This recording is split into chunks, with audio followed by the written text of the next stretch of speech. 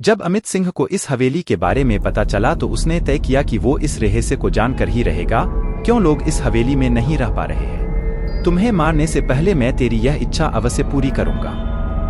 और उस परछाई ने एक भयानक दरमियाना रूप ले लिया। उसका चेहरा इतना भयानक था कि अमित भी एक क्षण के लिए डर गया था।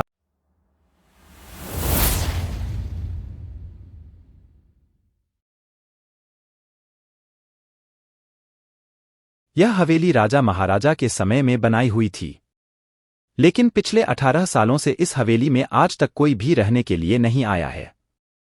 इच्छा होने पर भी इस हवेली में कोई भी नहीं रह पा रहा था, क्योंकि लोगों का कहना थी कि इस हवेली में भूत प्रेत का साया है। जब अमित सिंह को इस हवेली के बारे में पता चला तो उसने तय किया कि वो इस रहस्य को जानकर ही रहेगा, क्यों लोग इस हवेली में नहीं रह पा रहे हैं।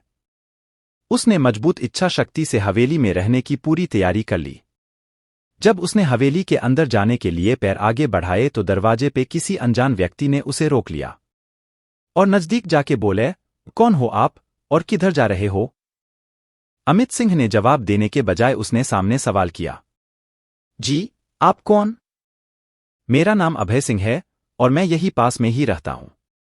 अमित सिंह ने कहा, ओह अच्छा, मैंने सुना है कि यह एक भूतिया हवेली है और यहां कोई नहीं आ पाता है, इसलिए मैं इस हवेली में एक दिन रुकने का फैसला किया है। अभय सिंह ने कहा, जी हां, आपने सही सुना है। और आप भी अंदर मत जाइए, मेरी माने तो आप भी वापस लौट जाइए। यहां बहुत ही ज्यादा खतरा है।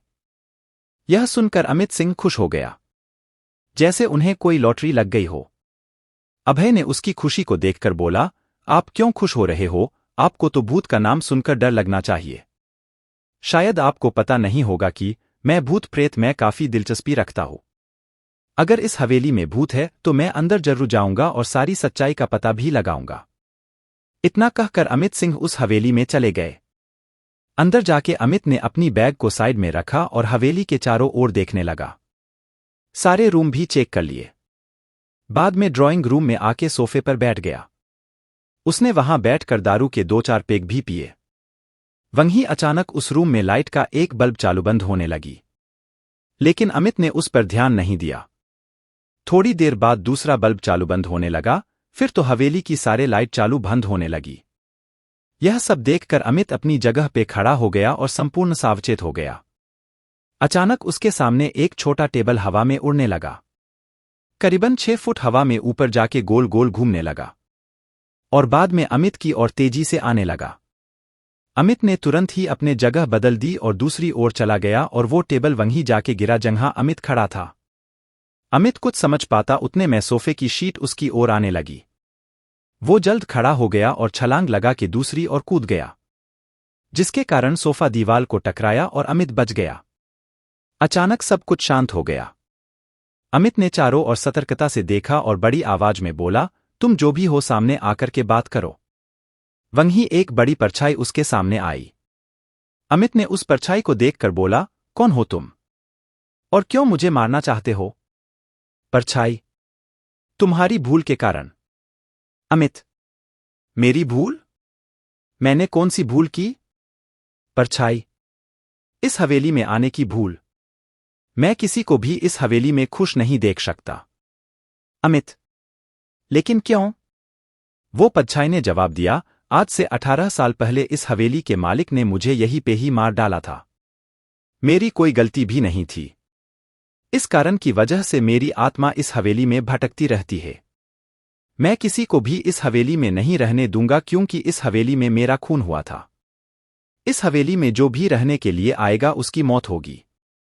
अमित ने कहा, मैं तुम्हें अपने असली रूप में देखना चाहता हूं। तुम्हें मारने से पहले मैं तेरी यह इच्छा अवश्य पूरी करूंगा। और उस परछाई ने एक भयानक दरमियाना रूप ले लिया।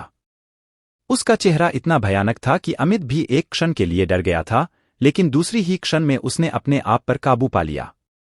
बाद में अमित अपनी जेब में से सफेद भस्म निकाला और उस भूत के पर फेंक दिया। भूत के पर भस्म पड़ते ही वो जलने लग गया। बड़ी बड़ी ज्वाला उठने लगी।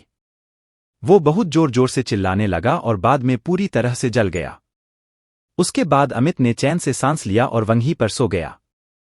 दूसरे दिन सुबह जब अमित को सही सलामत हवेली से बाहर आते देख अभय को आश्चर्य हुआ। अभय ने अमित से पूछा, तुम कैसे जिंदा हो?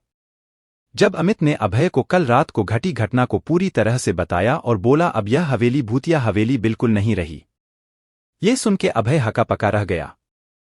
तो दोस्तों, आशा है आपको यह कहानी पसंद आई होगी। हमारे चैनल को लाइक, शेयर एंड सब्सक्राइब जरूर करें और अगर आपकी भी कोई मोटिवेशन या सुपरनेचुरल अनुभव है, भगवान या भूत या फिर कुछ और, तो आप इसे नीचे कमेंट में हमारे साथ जरूर शेयर करें। जय माता दी, राधे राधे, जय श्री राम। धन्यवाद।